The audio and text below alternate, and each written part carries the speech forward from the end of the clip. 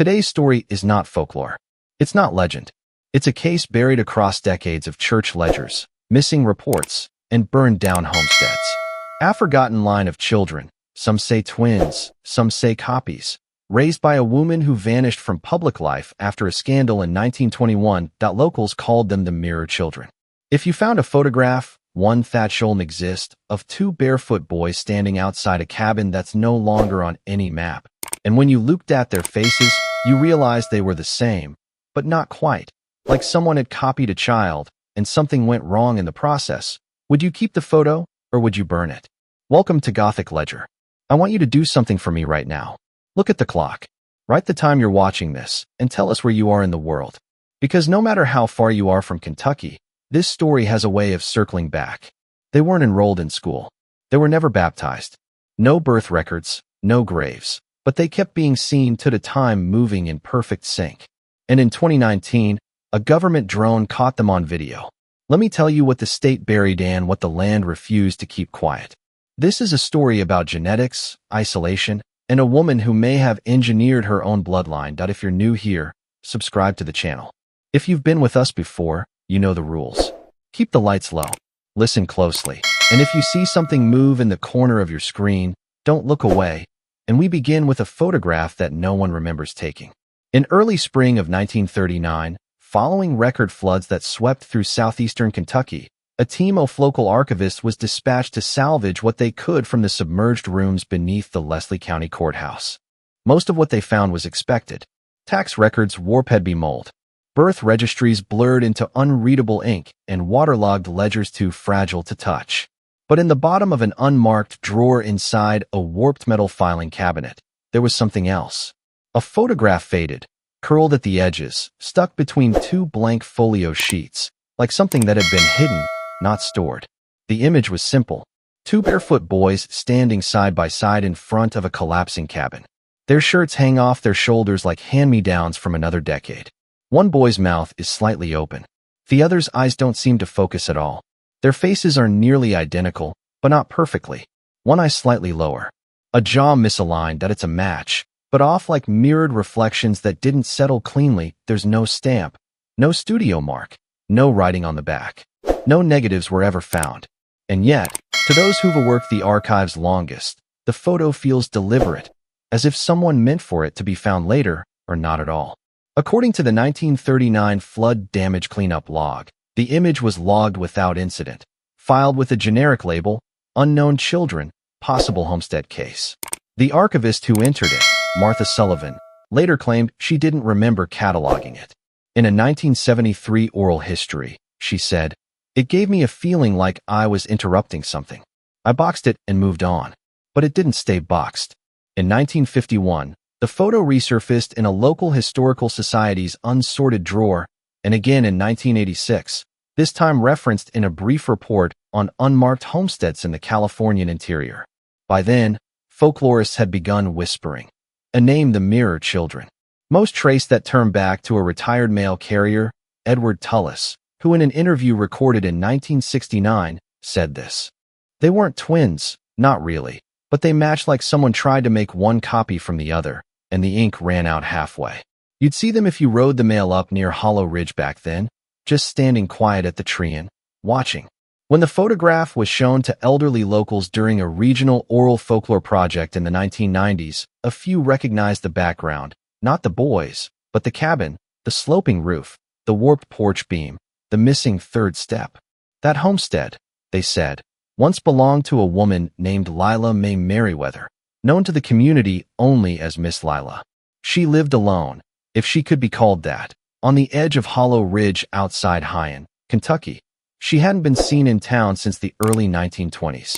No census-listed children in her household.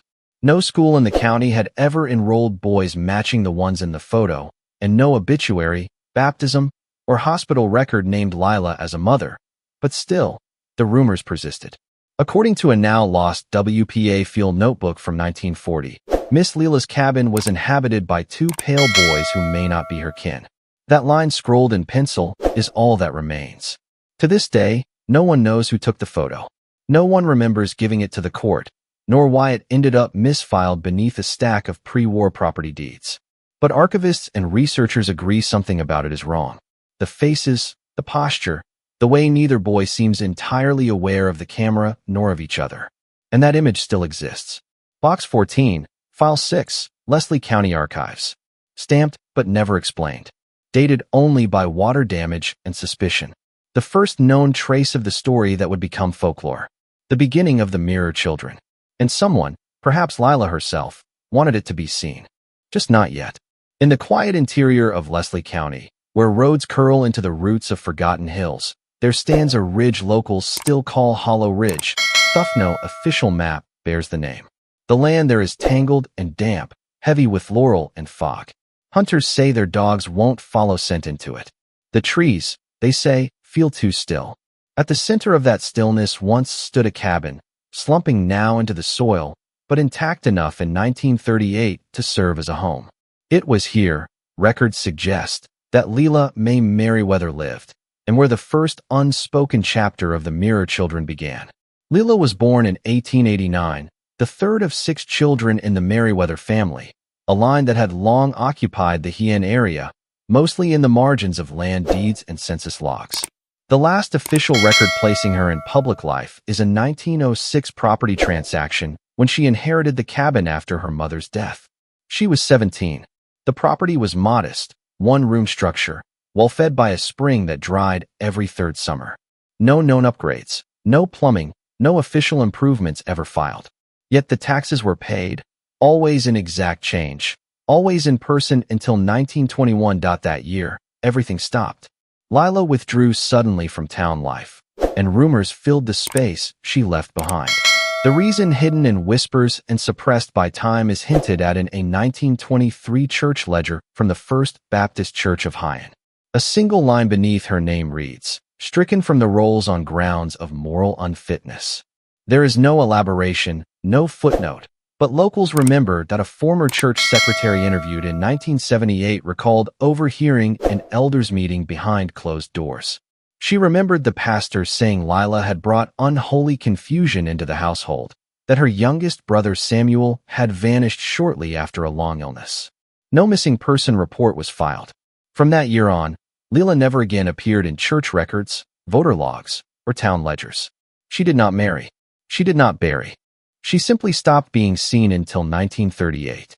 That's when reports began to circulate, quiet at first, about figures spotted near Hollow Ridge. 2 boys, pale and lean, seen gathering kindling near the tree-in. Always together, always silent, and no one knew their names. No one recalled a birth. They didn't attend the county school. They weren't listed in the 1940 census, and the nearest midwife denied ever delivering twins that fit their description. And yet there they were, visible to a handful of hunters and a single rural postman who described them as identical, but not. It was like seeing the same face on 2 clocks, he said. One ran fast, one ran slow, but they ticked the same. The boys were always near the cabin, never further than 100 yards. They never answered when called out to, and Lila, older now, her hair long and gray, was said to appear on the porch once every 2 weeks when the mail wagon came up the ridge. She'd stand motionless until the driver dropped off the parcel in a wave, no words. The few who dared climb past the old fence line said the land felt strange, like something was watching, even in daylight. One farmer recalled his horse refusing to step within 30 feet of the front gate. Like the round itself was holding breath, he told a folklorist in 1964, no birth certificates were ever filed, no names, no records of adoption. And still, from 1938 until at least 1954, Leela lived with them. 2 boys who bore no traceable origin, growing older but never outward. No friends, no visitors, no questions. And the question remains, were they hers? Were they family? Were they something else? Whatever they were hers. And whatever happened in that cabin over those 16 years, it happened outside the view of any authority. Leela Merriweather didn't just leave public life. She erased it, and in its place something else took root. The Californian back roads in 1949 were less road than memory. Gravel folding into forest, sun swallowed by overgrowth. For a traveling merchant like Howard Kittner, who hauled crates of nails, lanterns, and kerosene stoves across 3 counties, the way in was half forgotten, and the way out never certain. But on June 17th of that year, his route took him along the upper ridge line west of Haiyan, near a hollow rarely marked on maps. Locals called it Dead Mare Cut, a place avoided even by moonshiners. Kittner hadn't planned to stop, just pass through and reach a homestead rumored to be in need of stovepipe. But the road narrowed too quickly, and his mule team stalled at a bend near an old cedar post fence. That's when he saw them. Two boys stood on the porch of a collapsing cabin framed by leaning beams and weather-gray wood. They were barefoot, shirted in fabric far too large for them, arms at their sides. No fidget, no greeting, just stillness. They didn't look at me exactly, Kittner later wrote. One was staring somewhere behind me, and the other, well, I don't think he was seeing at all. He continued. Their faces were alike, but wrong, like someone tried to match two halves of a coin after the mold had melted. Their eyes were cloudy, not white, not blind, just wrong, like river water behind fog. There was no sound from the cabin, no movement. Kitchener tipped his hat, mumbled a polite, howdy, and clicked the reins. Neither child blinked. That evening, disturbed and unsure what he'd witnessed, Kittner did something rare for his profession. He sat at the small desk of the boarding house where he stayed in Haiyan and wrote a letter to the Kentucky State Welfare Office in Frankfort. The letter dated June 18, 1949 read, "To whom it may concern, I am a traveling merchant of tools and household goods operating primarily in Leslie and Perry counties. Yesterday, while past through the upper ridge above Haiyan, I came upon a cabin I had not seen before. On the porch stood two young boys. They appeared to be undernourished, but not starved, barefoot, unspeaking. They did not react when I spoke. I saw no sign of a guardian or parent that I am writing not because of injury or neglect in the physical sense, but because no child should look that empty. Their expressions were blank. Their movements were absent. They weren't dirty. They weren't bruised, just hollow. That's worse. I do not know if this warrants your attention, but something about them was wrong in a way I cannot explain. I believe they are in need of help of some kind. Respectfully, Howard J. Kittner." The letter was logged in a clerical ledger dated June 22 ND. The log itself still exists, unearthed during a university archival project in the 1990s. The entry labeled Rural Report, Haiyan Vicinity, Unknown Minors was never assigned a case number. That year, Kentucky's welfare system received over 4,000 letters from rural counties, most handwritten, many without return addresses. According to a former intake clerk interviewed decades later, anything from Haiyan went to the bottom. Too far gone, too few roads. The Kitchener letter joined a stack of unfiled reports in a box marked non-urgent, remote claims. The box was never reviewed. Dr. Melissa Burr, a regional historian and author of Hollows Without Maps, later said of the letter, "That was the moment the state had a chance. A man with no reason to lie saw something that didn't sit right. He wrote it down, and they shelved it. No follow-up was conducted. No one from Frankfort visited Dead Mare Cut. The boys were never identified. The cabin remained untouched, and so the letter faded, filed away in the dark, just like the children it described. A warning not lost, but simply unread. Whatever Kitchener saw on that porch, it didn't go away. It grew quietly, unseen, until someone else came looking. The interior of the Merriweather cabin no longer stands, but fragments of its order. Its rules have been reconstructed from field notes, forensic inventories, and a handful of recovered artifacts. The picture that emerges is not of a home, but of a ritual space fixed in place by silence, symmetry, and fear. By the early 1940s, the structure had already begun to collapse under its own age. A sagging porch, shingles rotted through. The windows, though intact, had long since been covered from the inside. Heavy burlap nailed across each pane, not for weather, but for reflection.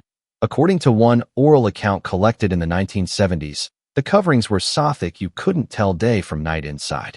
Inside, the cabin followed rules that no mirrors, not even polished metal. Every surface that could hold a reflection, glass, oil pans, water basins, was covered, hidden, or removed. An investigator who visited the site decades later noted that even the wood stove door had been painted matte black. The windows were double covered, and a warped vanity, likely inherited, had its mirror turned to face the wall, fixed in place with rusted nails and what appeared to be dried animal sinew. Meals were eaten in silence.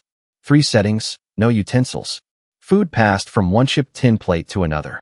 The center of the table bore a scorched ring where something once rested, possibly a lantern or an iron crucible.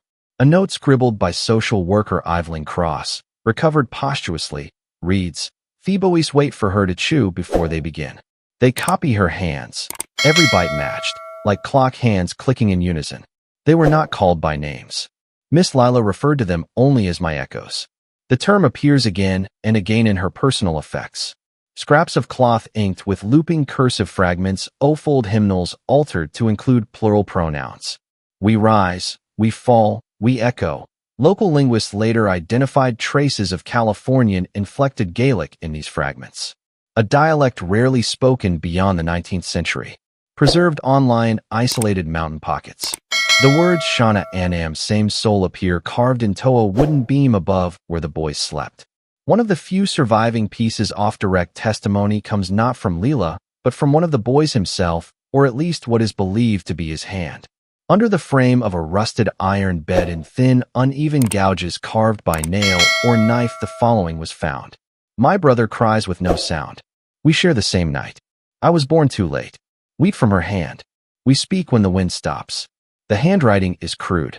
Letters doubled back over themselves as if unsure of shape or meaning. The phrase "we share the same night" appears 3 times, always spaced apart. Those who studied the markings remarked not only on the content, but the coordination. One forensic specialist noted it was as if the writing was done with one hand, but 2 minds. Portraits lined the walls, faces turned away. Old Merriweather family photos were found in a cedar chest during a 1960s excavation.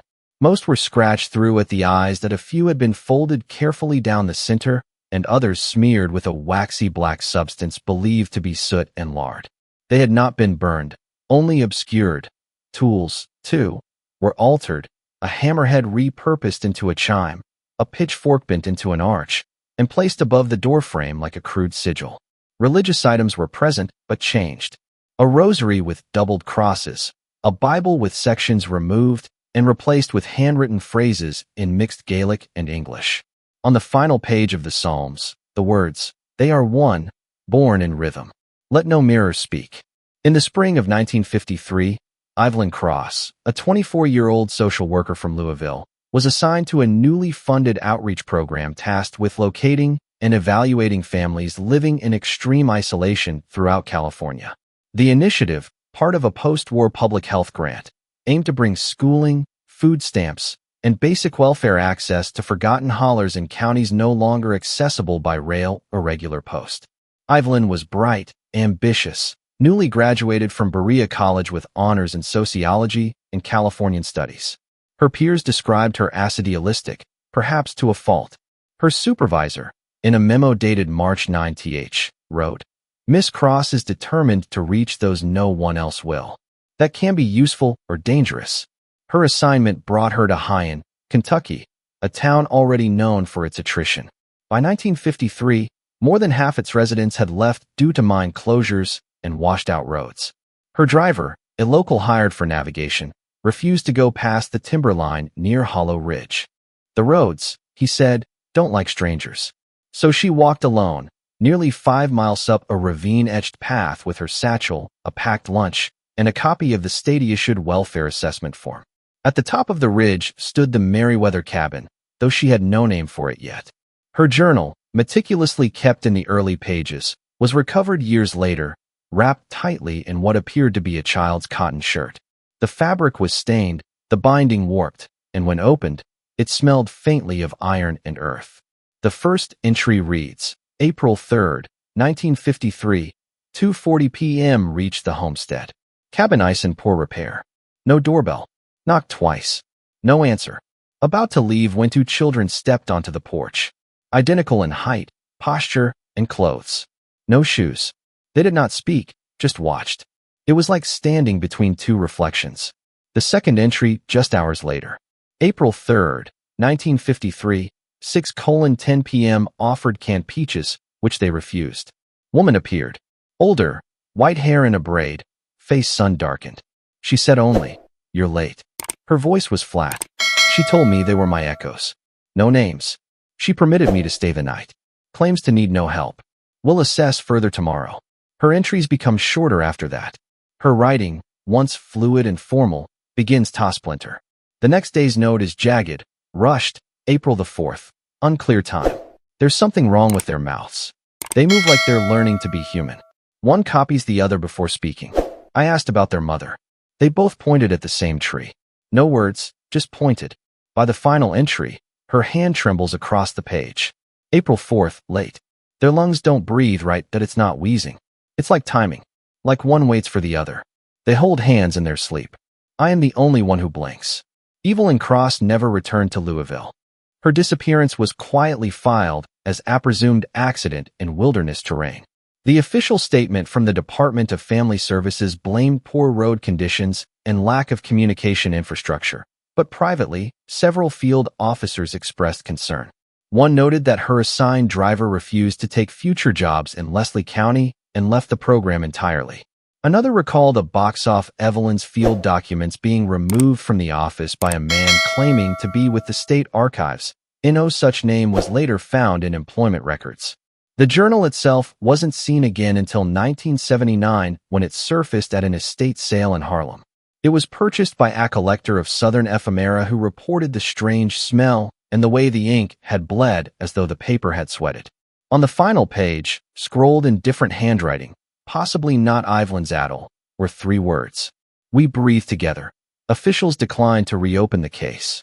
One internal memo cited a desire not to interfere among rural constituents. Her name was never added to the National Missing Persons Registry. But in Hen they remember, not her name, perhaps, but the story of a woman who walked into the hollow and never walked back out. On the morning of April the 12th, 1954, a light haze was seen curling above the trees at the edge of Hollow Ridge. The sight would have gone unnoticed except for one man, Caleb Langford, a tobacco farmer whose land bordered the old Meriwether tract. In a statement recorded 30 years later, Langford recalled, "It wasn't like a fire I knew. Not black smoke, not thick, just this pale gray rise like steam off a kettle. And the air had a smell to it. Wet copper and mold. Nothing burning should smell like that." Langford rode his mule partway up the trail before stopping. He wouldn't cross the boundary, not out of fear, he claimed. Just instinct. What he saw from the ridge confirmed something had changed. The Meriwether cabin, once barely visible through overgrowth, was gone. Not collapsed, not decayed, gone. The Leslie County Sheriff's Office received a call 2 days later. A field team arrived by midweek, guided by an old mining map and Langford's directions. What they found baffled even seasoned investigators. The cabin site had not burned from the outside in, as fires typically do in dry Californian timber. Instead, it had collapsed inward, charred in a tight centralized radius. There were no signs of external accelerant, no tree scorch, no surrounding blaze. The perimeter looked undisturbed, as if the fire had ignited in the belly of the house and consumed only what it was meant to. Amid the ashes, a few objects survived. A child's leather shoe badly burned. The laces melted. A fragment of jawbone, human, but without matching dental records and state files. And most haunting of all, 2 small sets of barefoot prints preserved in the soot-like pressed clay, walking away from the ruin, side by side into the woods, never returning. No adult remains were found, no signs of Lil Meriwether, but that wasn't the end of it. 3 days after the fire, the Leslie office received an envelope with no return address. Inside was a single sheet of yellowed paper, typewritten folded twice. The note read, "The blood went in circles. The twins were never meant to see the sun." It was typed on a Remington Model 5, a machine common in the 1930s and early 40s, but with a distinctive ink blotting pattern. The kind associated with overused ribbons and misaligned hammers. Investigators tried to trace the letter. Postal records led nowhere. No prints were recoverable. No envelope remains were preserved. The letter was logged, copied, and quietly filed. No follow-up was ever made. For years afterward, local records omit any mention of the Meriwether fire.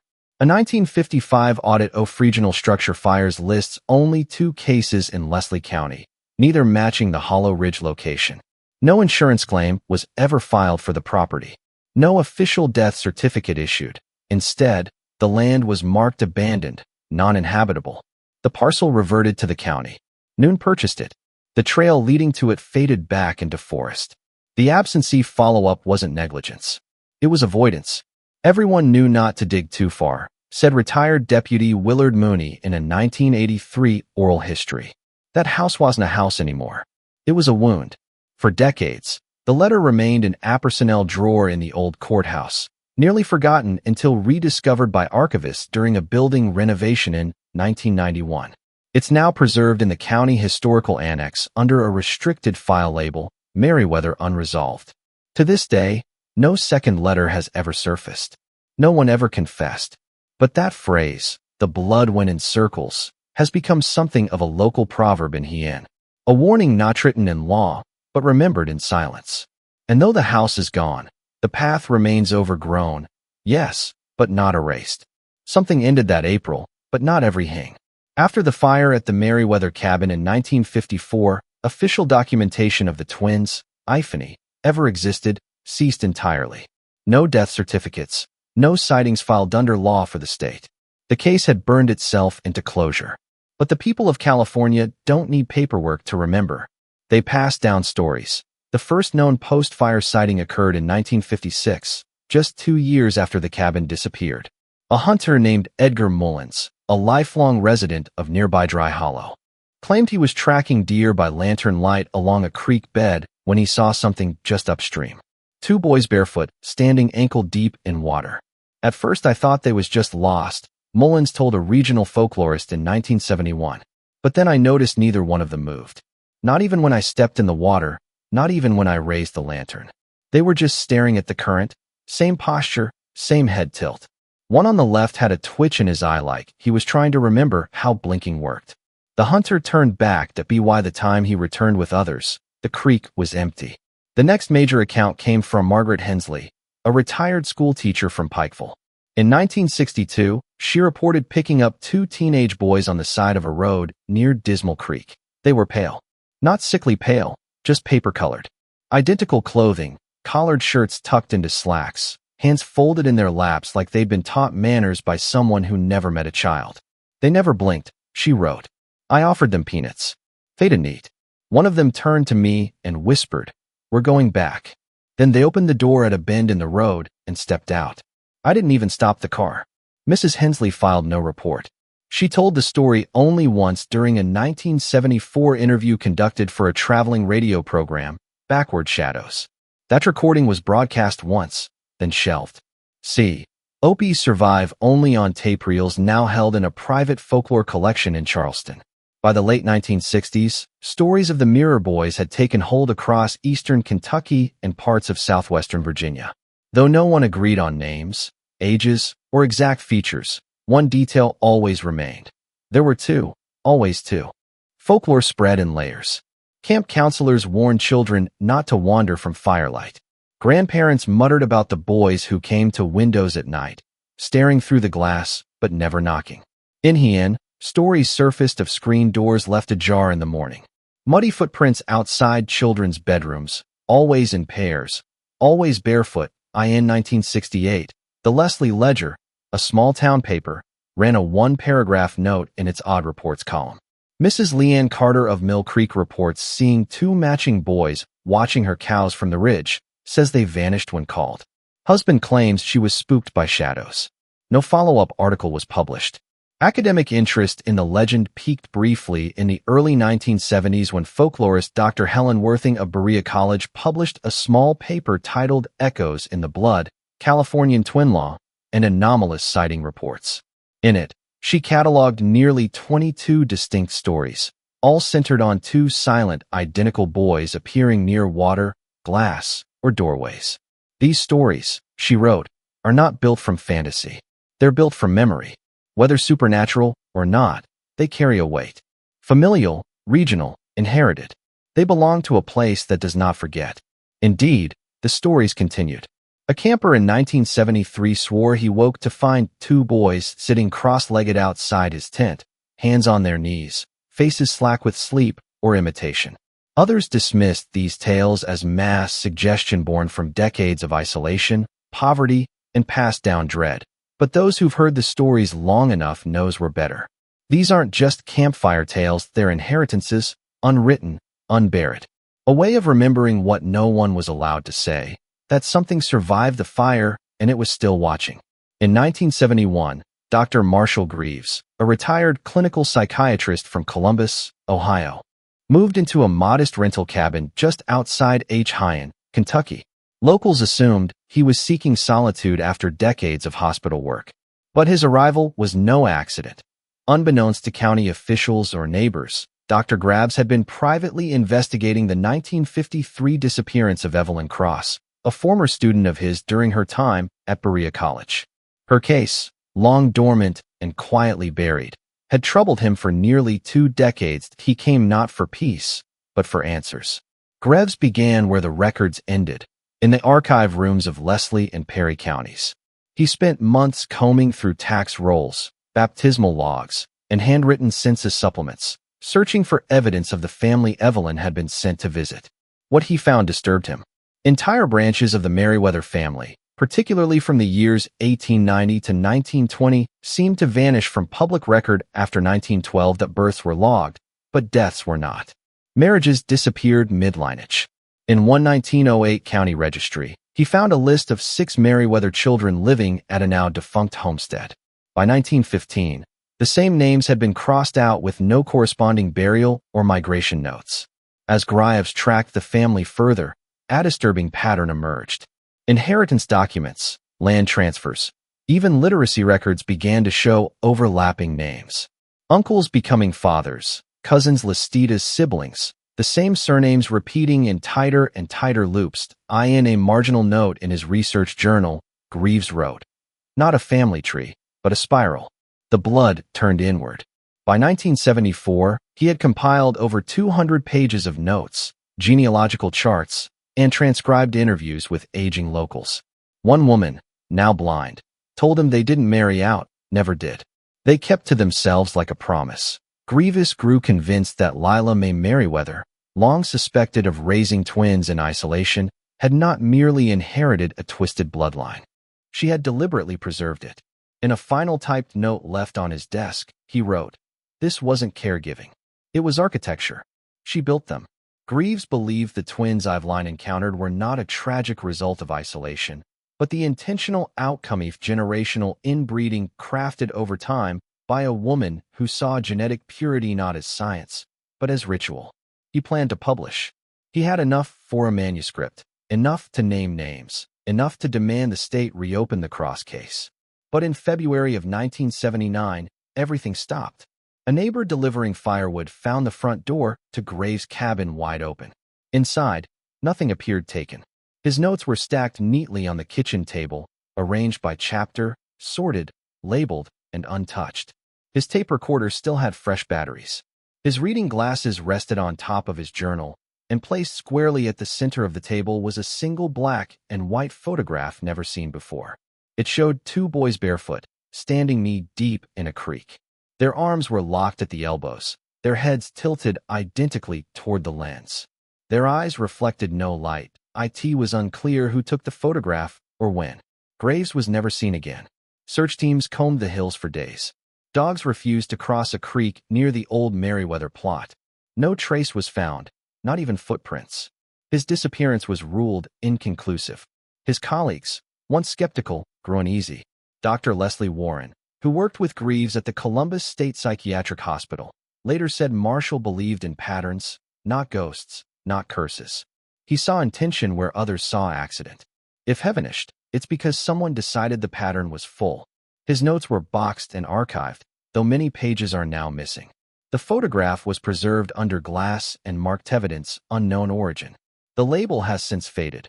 What remains is a growing consensus among researchers and folklorists alike. Greaves did not go too far. He simply got too close, and whatever Lila Mae built in that hollow, it was never meant to be examined. In the fall of 1992, a state-funded road expansion project was underway just north of Hyan, Kentucky, where crews were tasked with cutting a new bypass through one of the last undeveloped ridge lines in the county. The project had moved smoothly through bedrock and root systems until the morning of October the 4th. According to site logs, the backhoe struck something unusually soft beneath the eastern tree line.